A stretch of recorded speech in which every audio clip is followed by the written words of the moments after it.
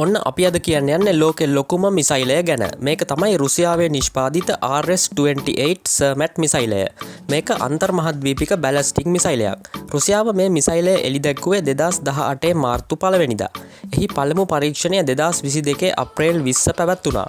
මේ මිසයිලය තමයි ලෝකෙ දිගම පරාසයකට නැත්තම් ලෝකෙ වැඩිම දුරක් යවන්න පුළුවන් බලවත්ම මිසයිලය වෙන්නේ.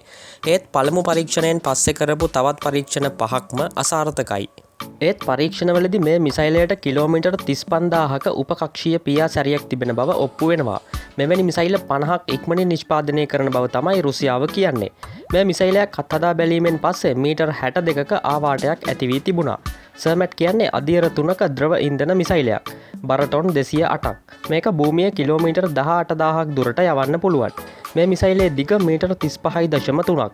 විශ්කම්භය මීටර් 3යි. මේ සර්මැට් මිසයිලයට ඕනෑම වර්ගයක යුද හිස් සවි කරන්න පුළුවන්. මේ මිසයිලයට පුළුවන් රුසියාවේ ඉඳන් දකුණු ද්‍රවය හරහා ඇමරිකා එක්සත් ජනපදයටත් පහර දෙන්න. එමගින් එක්සත් ජනපදයේ මිසයිල ආරක්ෂණ පද්ධති වලින් බේරෙන්නත් පුළුවන් බව තමයි රුසියාව කියන්නේ. ටොන් 10ක බරක් ගුවනට අරගෙන යන්නත් මේ මිසයිලයට හැකියාව තියෙනවා.